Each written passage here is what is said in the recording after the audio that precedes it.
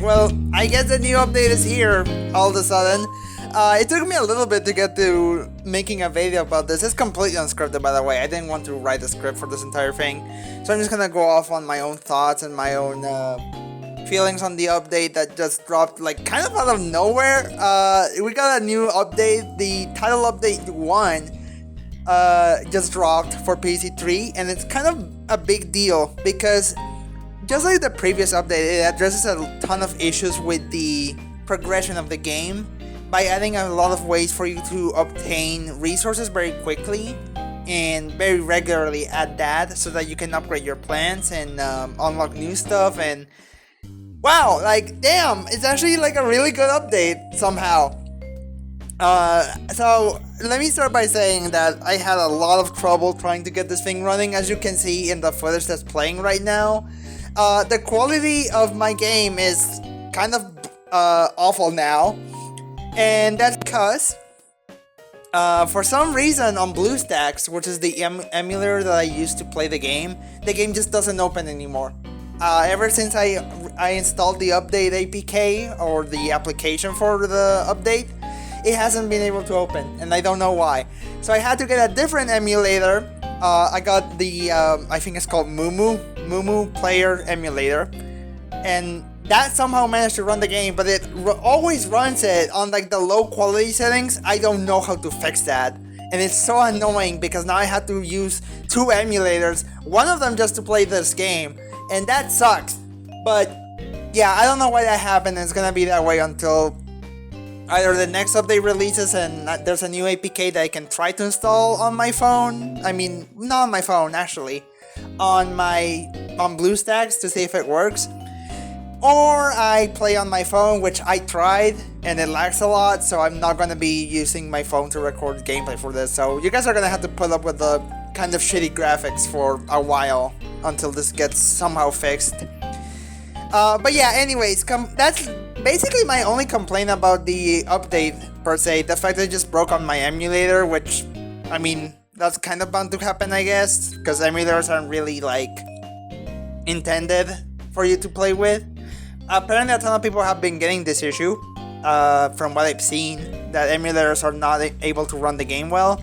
That's probably gonna change once the game launches, like, fully, which is still going to happen sometime soon, hopefully, please. But yeah, we're getting pretty close to that, but this update is definitely one factor for that. So what is this update? It's been 3 minutes already, I haven't gone to the update. So, the update includes a ton of new menus and UI changes. The 2 main ones are the achievements and the sticker book. So the sticker book is the first one. As you might already know if you play this game, every time you completed Long Patrol, expeditions, or leveled up plants, you will get these little avatars for your character, for your profile in game, that basically did nothing before this update. Now they have been renamed to stickers, and these stickers you can collect them and fill up these little collections of little stickers that reward you for like a ton of things in the game. They reward you for collecting plants, defeating zombies, achieving certain achievements, achieving plant masteries, which is another thing that I'll get to that's also been added into the game. And you can basically collect all of these to unlock rewards. They give you seed packets, they give you gems, they give you shards, and like that's super cool because it basically rewards you for progressing in the game and doing various little tasks, and that's really good. Because again, like I said, it brings in a ton of resources for you to upgrade your plants, or I mean, do whatever you can do with gems. Gems are still completely worthless at the moment, but maybe that'll change in the future. But yeah, I really like the sticker feature because it's very simple. You don't really have to focus on it if you don't want to. It just kind of incentivizes you to like complete these little collections of profile pictures and whatnot. They're really cute, honestly. They made some really cool new art for these as well. It all looks really nice, honestly. There's some rare and epic stickers that you can unlock when you level up plants, and they look super cool. Like, they do genuinely look really cool. You can get them by leveling up plants or by completing plant masteries, which that does bring us to our next point, which is the achievements. They added 4 categories of achievements at the moment, and they're called Sprout Master, Avant Gardener, which is a really funny pun, Bounty Hunter, and Feature Creeper.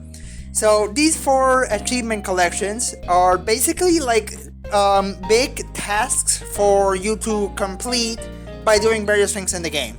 The Sprout Master ones are about leveling up your plants and playing with all the plants in the game. Well, all the main tier 1 plants. There's not really any specific tier 1 or tier 2 or tier 3 task per se, but I'm pretty sure that's going to change in the future, probably as they expand the system. Right now, what the Sprout Master tasks are basically plant masteries. So you have various you have tasks for every single tier 1 plant in the game that requires you to beat levels with them, or plant them in your sand garden, or level them up, and you're given rewards for doing that, which are coins, shards, wild seeds, seed packets for the plant. You get a ton of little goodies from these, and they're like really easy to complete for the most part. At least the like first 5 steps or so, they're like really easy to complete, and they give you so many rewards for them. It's honestly kind of crazy. And this is also the way that you now unlock plants in the adventure, because as you go on through the adventure, in order to unlock a new plant, you simply have to complete the first task in the mastery for that plant. For example, to unlock Sunshroom, you need to defeat 15 sewer bucketheads, which you can variously do in the first like 2 or 3 sewer levels, and then you just unlock Sunshroom from the plant masteries, and you get Sunshroom and you get the giant Sunshroom from doing that task. And you can even get them if you already did this. So I got a ton of like seed packets from just doing that stuff myself, which is really nice. And then you're allowed to basically specialize in these plants by completing little tasks for them, and then you get more rewards for doing that. And that's really nice, because you can try to do things that you otherwise wouldn't be doing in the game, like there's little tasks that require you to defeat screen door zombies with cabbage poles, or sap a buckethead with lightning reed. Saptail. It's Saptail, not lightning reed. For some reason, lightning reed doesn't count. I tried it, and it's honestly really funny. I like them. I like these little tasks. They're fun, and I'm sure they're going to be expanding them as the game updates. You know. Then we have the Avant Gardener tasks. These are basically tasks requiring you to level up your plants, unlock plants, and harvest plants from your sand garden. And these give you a ton of wild seeds. They're really good. Very big disclaimer. Make sure you spend your wild seeds leveling up plants or doing something else with them, because you can only have 1,000 at a time. And these tasks, dude, they give you like 200, 300 wild seeds, and you can very easily throw these into the waste bin. The game doesn't warn you if you're about to reach the maximum amount of wild seeds. So make sure you spend a couple of them before you keep collecting them, because you can only carry 1,000 of them at a time. And the game somehow doesn't tell you this, which is really shitty.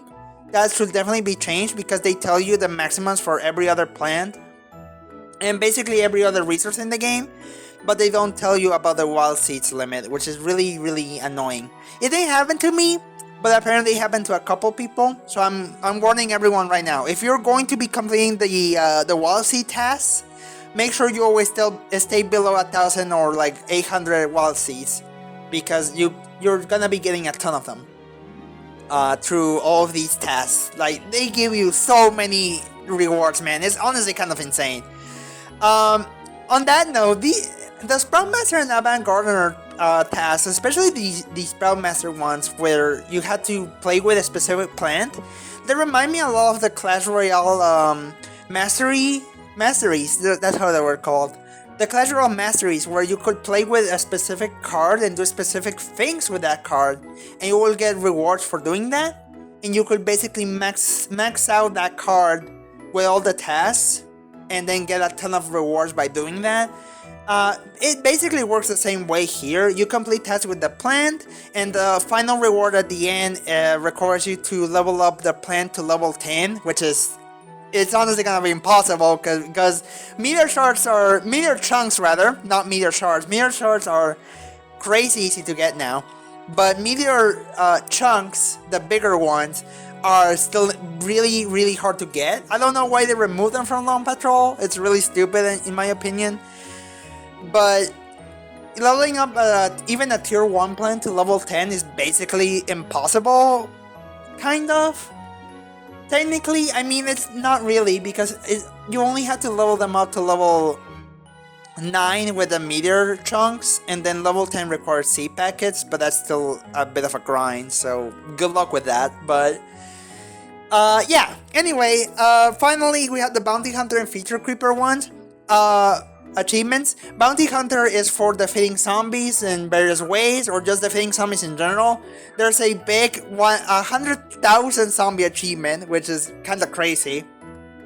Should be very easy to get if you play regularly, but it's gonna take you a while to get to it. But it's still a nice achievement. And Feature Creeper requires you to play in Long Patrol, Adventure, and Expeditions, and they reward you for getting to certain thresholds in those areas, such as by beating certain adventure levels, beating a certain amount of Long Patrol levels, getting a certain amount of stars or items in Expedition, stuff like that. It basically encourages you to check out the other areas of the game, and that's also really good. So yeah, overall the achievements, amazing feature. I love them. I love the achievements, I love the sticker book. They feel like actual reasons for you to play the game, outside of just doing your daily top scores or your tasks for the Plant Pass, which is something that the game desperately needed. And now that this is a thing and that it can be updated or added onto as the game evolves and grows, that's really good, because it's going to keep players engaged, and it's going to give new players new stuff to level up their plants and whatnot. It's going to give them more rewards, you know?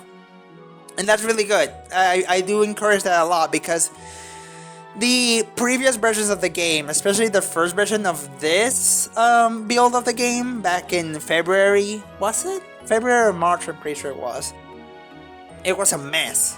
It was just a grindy, awful mess. And now it's like, if it still has issues, but it feels very balanced, you know?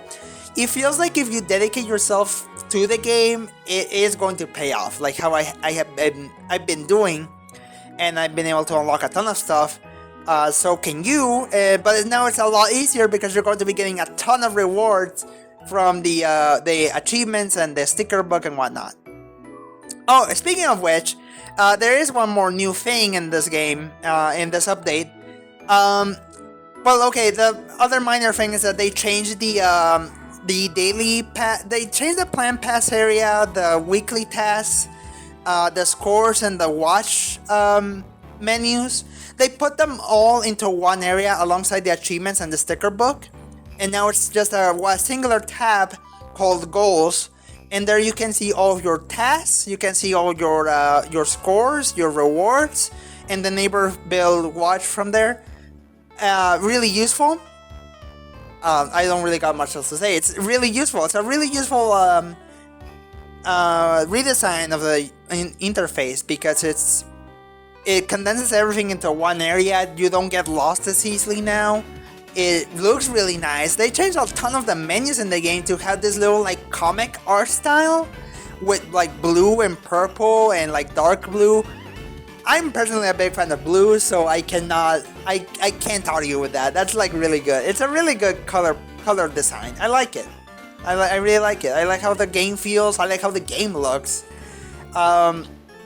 It almost feels like they took the complaints about the comic book art style, or how was it called? I think it was the rose art style that people wanted in the game. I feel like they took aspects of that and they're starting to put them into the graphical design of the interface and whatnot in the current version of the game, and it looks and feels really nice. I hope they keep improving upon that, because it does look nice. I like it. Alright, final thing. The final new thing that they added, besides a ton of balance changes, and not balance changes, like bug fixes. They added events now. We're gonna be getting timed events very soon. The first one is already ongoing right now. It's called the Days Daily Do It. Apparently this is going to be a new player quest like task system. You're required to do certain tasks every day for a whole week, up to 2 weeks apparently, but it's like they give you 2 weeks to do tasks for 7 days, and each day you get little tasks like spend seed packets, harvest from the sand garden, use a boost, and stuff like very basic stuff that basically just introduces you to the game. And with these you can gain a ton of plant rewards. They give you Sling Pea, they give you Electric Pea, they give you 2 of the Spikeweed evolutions, I forget their names right now, Pine Needler, and Sawgrass, not Sawgrass, what's his name?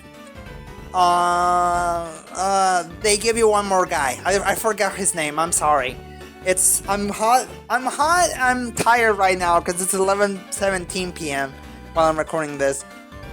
They give you all of those plants, and then once you get to the end of that milestone tracker thingy, they give you Suntower for free at the end. Like, that's really cool. That's awesome, man. And the tasks are like super easy to do. They give you a ton of stickers, a ton of shards, a ton of coins, wild seeds.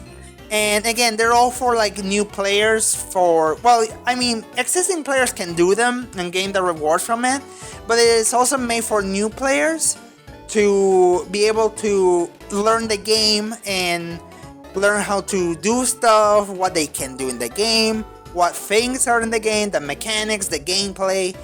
That's cool. It's basically like an extended tutorial, and I appreciate that because this game has quite a few areas that you can play in. There's the adventure, the long patrol, the expeditions, the communities, the daily scores, the sand garden. Like, it's a lot to keep track of. So I'm glad that they are making basically an extended tutorial for players to check out and learn about everything the game has, and then for them to gain rewards by doing that. And again, like, the rewards are like really good. A ton of shards, wild seeds, coins. It is worth it to do them to gain like the rewards. Even if you already have them, like I do, they give you the like returns for what that would be. Like, for example, I got to Pine Needler, and instead of giving me Pine Needler, they gave me some seed packets for Spikeweed and Pea Shooter. So it's totally worth it to do them because you still gain rewards from them. And again, you get shards, coins, wild seeds, and stickers for your sticker book, and that's really nice.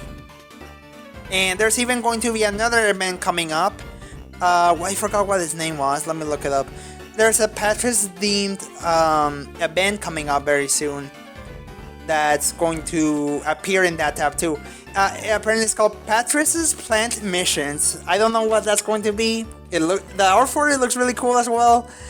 It's going to be another limited time event. It's an event.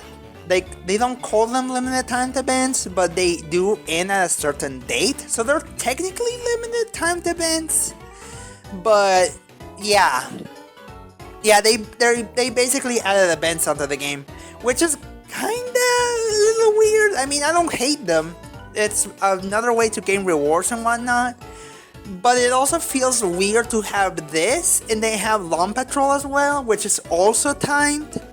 So, like, you now have 2 things in the game: the events and the Long Patrol, and I guess the Plan Pass as well, and the Neighbor Bill Watch. All of these things which are time gated, and I don't know. I hope that they just keep it to these things, especially the events and the Long Patrol, because I feel like anything more than this might get a little overwhelming for some players. But we'll see where it goes.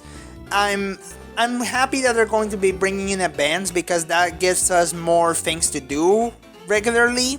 Who knows? Maybe they'll add holiday events. I'm pretty sure the Chinese version of PvZ 3 has some holiday-themed zombies, so maybe the international team can make something out of that. maybe. Who knows?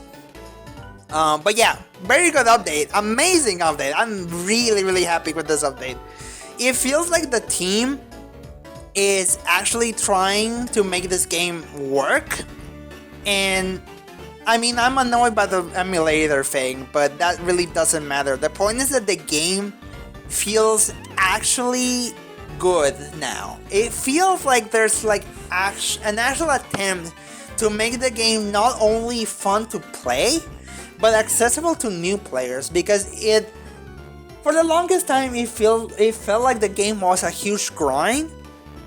But with the sticker book and the achievements now, a lot of that progression feels like it's a lot smoother. It's definitely still grindy, but it feels a lot smoother, and I do really appreciate that from the team, that they're actually trying to listen and make like a competent game. Will they keep up that way? Who knows, man. It's a little too early to say, but the fact that there has been 2 back-to-back amazing updates from the team does give me hope that PvZ 3 will continue to, pardon the pun, evolve into the future and actually become a really fun game.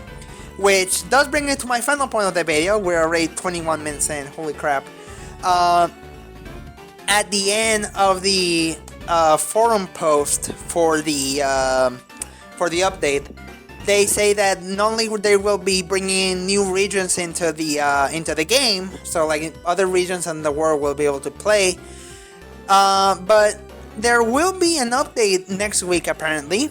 At the start of the post, rather, I got confused by the end. It's actually at the start. It says here that at the start that they're planning updates to gameplay for future releases, and that they're going to have more updates to gameplay in the future. So after all of the explanation of the new content, they go in here saying that with everything properly planned, Content Update 2 or CU2 is coming next week with a new plan pass, new levels, and more. So that is direct confirmation that next week, which will be exactly on July 8th. July 8th, there's going to be a brand new big update with like new stuff, new plants, new zombies, probably, hopefully. At the very least, one new plan, because we'll be getting the plan pass again. So we're finally going back to brand new Lawn Patrol.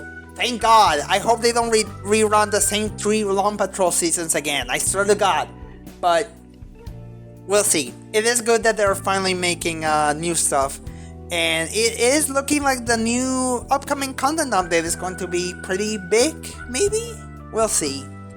I'll be sure to make an update video once it comes out to talk about it. Hopefully with a script and maybe with less repetition. I'm so sorry. You can now see why I make scripts now. I didn't used to make scripts for videos back then, and now I know why.